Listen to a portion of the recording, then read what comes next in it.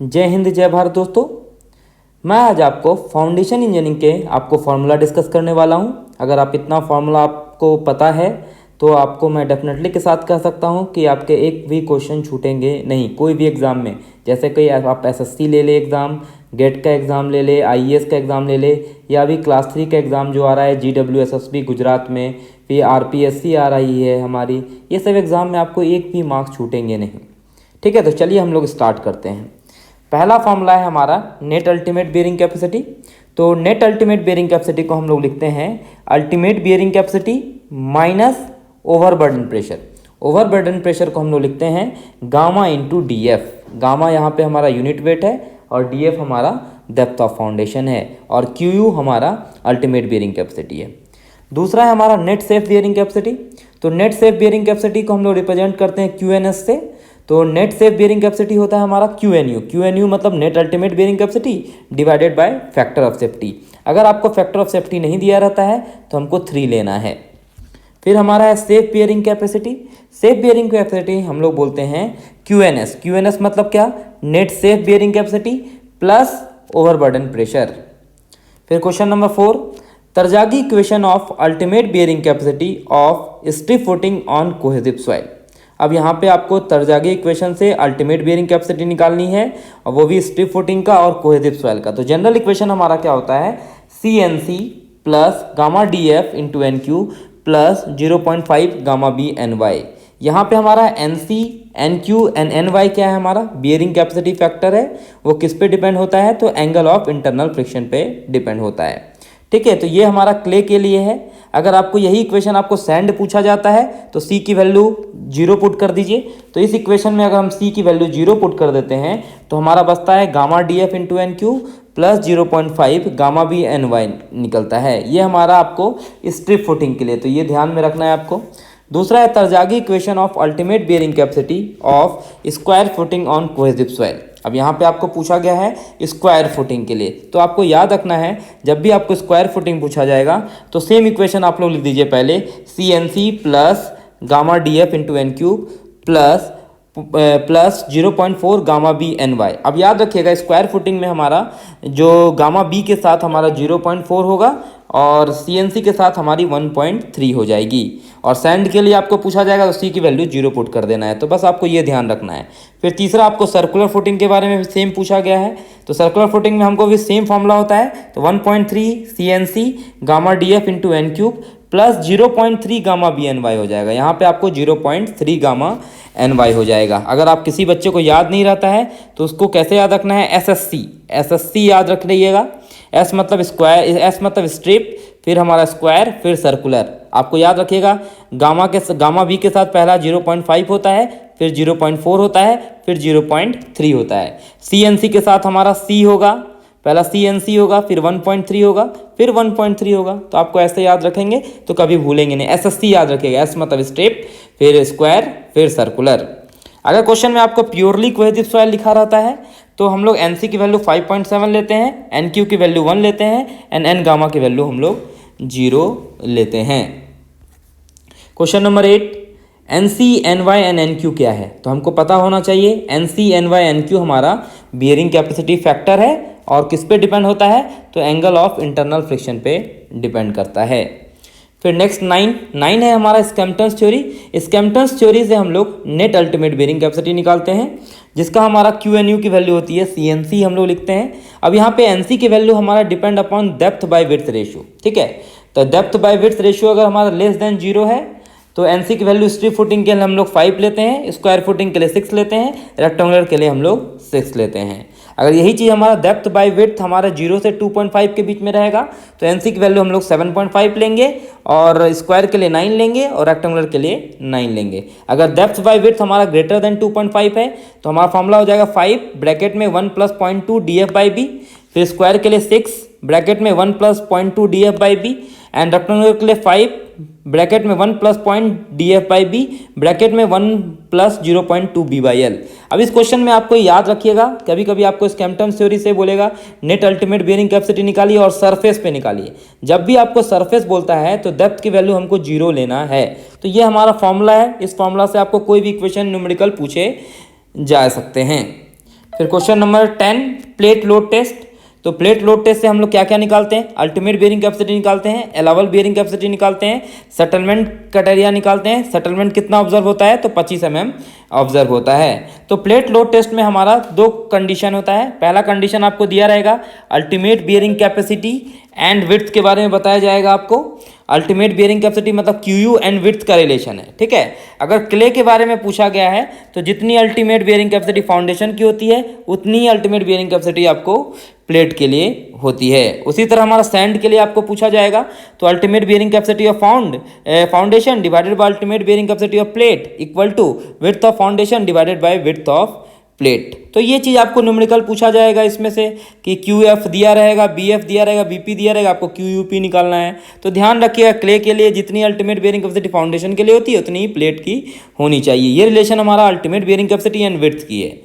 दूसरा हमारा relation between settlement and width. Settlement and width पे है।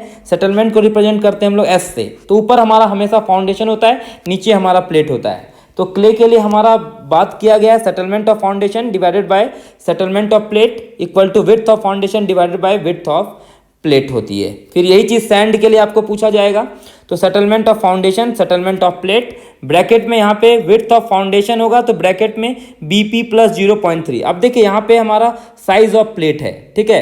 तो 0.3 हमारा इसमें मीटर में दिया गया है, तो आपको सेंटीमीटर में भी दिया रहेगा। तो याद रखिएगा यहाँ पे ये जो है 0.3 हमारा यहाँ पे साइज ऑफ प्लेट है वो मीटर में है। तो ये हमारा सैंड के लिए, तो इससे आपको न्यूमेरिकल पूछे जाते हैं। फिर question number 11, types of shear failure. तो कितने तरह के फेल्योर होते हैं जनरली? तो 3 तरह के फेल्योर होते हैं। एक तो जनरल शियर फेल्योर होते हैं, दूसरा लोकल शियर फेल्योर होते हैं और पंचिंग शियर फेल्योर होते हैं। तो क्वेश्चन ऐसा पूछा जाता है जनरल शियर फेल्योर कौन से सैंड में अकर होते हैं? तो आपको याद रखना चाहिए डेंस सैंड में अकर होता है। लोकल शियर फेल्योर कहाँ पे अकर होता है? तो लोकल शियर फेल्योर आपको लूज सैंड में होगा। देखिए यहाँ पे एल है तो यहाँ पे लूज सैंड होगा। अब हमको पता है लूज सैंड मतलब क्या, हाईली कंप्रेसिबल और उसका लार्ज सेटलमेंट होता है। अगर पंचिंग शियर फेल्योर आपको बोलता है तो अब क्या बोलेंगे हम लोग? वेरी लूज सैंड बोलेंगे। और आपको क्वेश्चन पूछा जाता है जनरल शियर फेल्योर कौन से फाउंडेशन में अकर होता है? तो जनरल शियर फेल्योर हमारा सैलो फाउंडेशन में अकर होता है। लोकल शियर फेल्योर भी हमारा कहाँ अकर होता है? तो हमारा ये भी हमारा सैलो फाउंडेशन में होता है। लेकिन पंचिंग शियर फेल्योर हमारा डी फाउंडेशन में अकर होता है, ठीक है। जनरल शियर में हमारा क्लियर कट फेल्योर होता है, हमको पता चलता आता है कि यहाँ से टूटा हुआ है। इसमें हमारा फेल्योर इज नॉट सडन, इसमें भी हमारा फेल्योर क्या होता है? सडन नहीं होता है। ये क्वेश्चन आपको पूछा जाएगा। जनरल शियर फेल्योर में एंगल ऑफ इंटरनल फ्रिक्शन कितनी होती है? 36 डिग्री से जाती होती है। नंबर ऑफ ब्लोज कितनी होती है? 30 से ज़्यादा होती है। डेंसिटी इंडेक्स हमारी 70 से ज़्यादा होती है।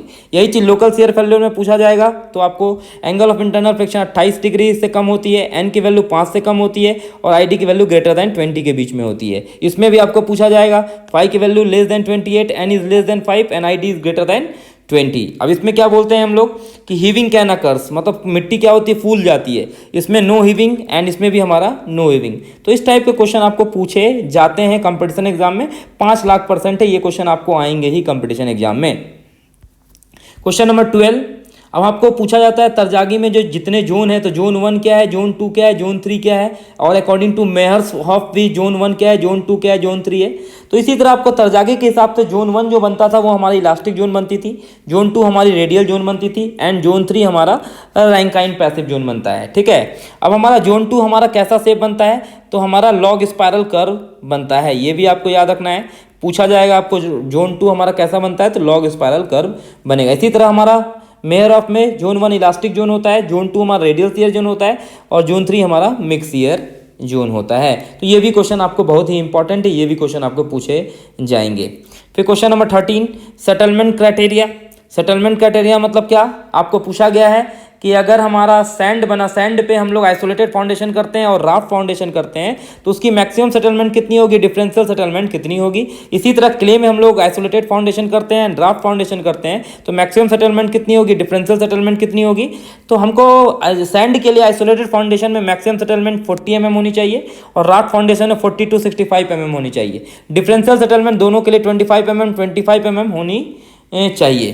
फिर हमारा क्ले के लिए क्या होता है, आइसोलेटेड के लिए हमारा 65 mm होती है, राफ्ट के लिए हमारी 65 से 100 के बीच में होती है और डिफरेंशियल सेटलमेंट हमारा 40 mm होगा, यहाँ भी हमारा 40 mm होगा। इस क्वेश्चन को हमको कैसे याद रखना है, तो आप सबसे पहले सर लिख लीजिएगा।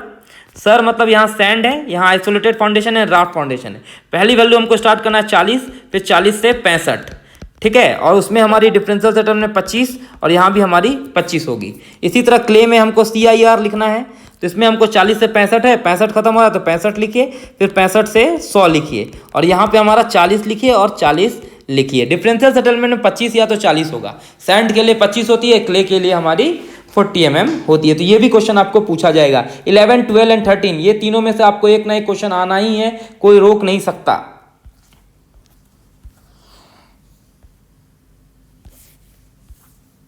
Question number 14, settlement. अब यहाँ पे सेटलमेंट की बात हो रही है, फ्लेक्सिबल फुटिंग है और रिजिड फुटिंग है। ठीक है, तो फ्लेक्सिबल फुटिंग की बात करते हैं। सैंड में हमारा सेटलमेंट सबसे सेंटर पे हमारी कम होती है और एज पे ज़्यादा रहेगी। ठीक है, इसी तरह हमारा फ्लेक्सिबल फुटिंग में क्ले से पूछा जाएगा, तो सेटलमेंट हमारी मोर इन सेंटर देन एजेस की बात करेगा। यही चीज़ हमारा रिजिड फुटिंग है, तो सैंड में हमारी यूनिफॉर्म थ्रू आउट, मतलब जो सेटलमेंट है हमारी यूनिफॉर्म थ्रू आउट रहेगी, क्ले में भी हमारी यूनिफॉर्म थ्रू आउट रहेगी। यही चीज़ आपको याद रखना है यहाँ पे। फ्लेक्सिबल फुटिंग में सैंड के लिए less in centre than edges, clay के लिए more in centre than edges. इसी तरह हमारा 15 कॉन्टैक्ट प्रेशर पूछा जाएगा, तो फ्लेक्सिबल फुटिंग में हमारा सैंड के लिए more in centre than edges और क्ले के लिए less in centre than edges. किसमें? तो रिजिड फुटिंग में। तो ये भी क्वेश्चन आपको बहुत ही इंपॉर्टेंट है। 14 एंड 15 आपको हमेशा याद ही कर लेना है। अगर आपको ये चीज़ डिटेल में समझना है तो मेरे सॉइल मैकेनिक्स एंड फाउंडेशन के गुप्ता एंड गुप्ता बुक में ये आपको डिटेल में समझाया गया है, तो आप उसको देख सकते हैं। फिर 16 हमारा है इंजीनियरिंग न्यूज़ फॉर्मूला। तो कभी कभी पूछा जाता है इंजीनियरिंग न्यूज़ फॉर्मूला कहाँ पे सुटेबल है, तो it is suitable for sand. इससे हम लोग अल्टीमेट बेयरिंग कैपेसिटी निकालते हैं, अलावा अल्टीमेट पाइल लोड निकालते हैं और अलावल हम लोग लोड निकालते हैं। जब भी आपको अल्टीमेट लोड निकालेगा तो WH/S+C होता है, और अलावल में WH/S+C divided by factor of safety रहेगा। W तो आपको पता है वेट ऑफ हैमर होता है, H हमारा क्या होता है हाइट, S मतलब स्टैंडर्ड पेनिट्रेशन एंड C मतलब हमारा कांस्टेंट होता है। यहाँ पे क्वेश्चन आपको C की वैल्यू पूछी जाएगी। ड्रॉप हैमर है तो C की वैल्यू हम लोग 2.5 सेंटीमीटर लेते हैं। स्टीम हैमर है तो हम लोग 0.25 सेंटीमीटर लेते हैं। तो और फैक्टर ऑफ सेफ्टी हमेशा 6 लेते हैं जब हमको अलावल लोड बोला जाएगा, वो भी इंजीनियरिंग न्यूज़ फॉर्मूला में। 17 हमारा क्या है, हिली फॉर्मूला है। हिली फॉर्मूला से भी हम लोग अल्टीमेट लोड निकालते हैं और अलावल लोड निकालते हैं। तो अल्टीमेट लोड निकालने के लिए हमको efficiency of hammer into efficiency of blow into W into H divided by S+C/2। यहाँ पे भी हमारा C की वैल्यू सेम रहेगी। S मतलब स्टैंडर्ड पेनिट्रेशन होता है एंड NH मतलब इफिशिएंसी ऑफ हैमर।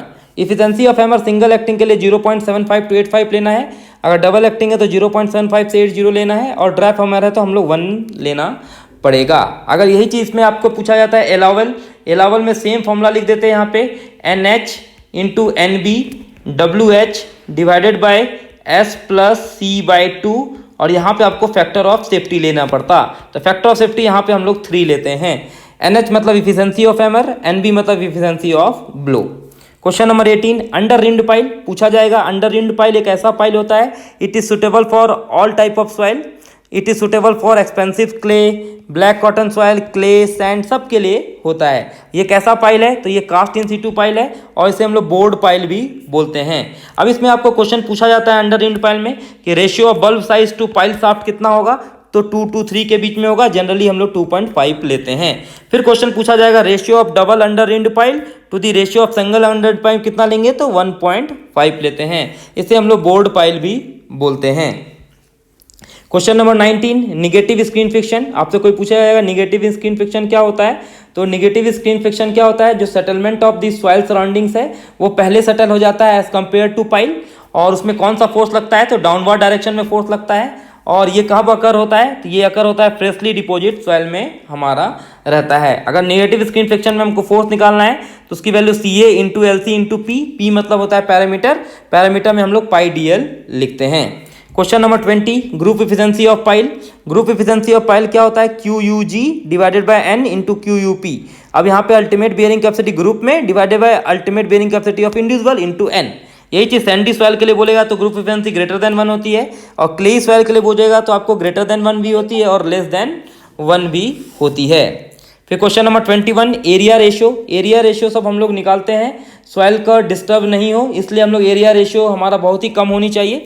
तो उसका फॉर्मूला होता है d2² minus d1² divided by d1² into 100, और एरिया रेशियो हमारी कितनी होनी चाहिए, 10% से कम होनी चाहिए। जब भी आपको एरिया रेशियो पूछा जाएगा, देखिए यहाँ पे जो राइट हैंड साइड में d1² है तो उसके नीचे ही हमारा d1² होगा।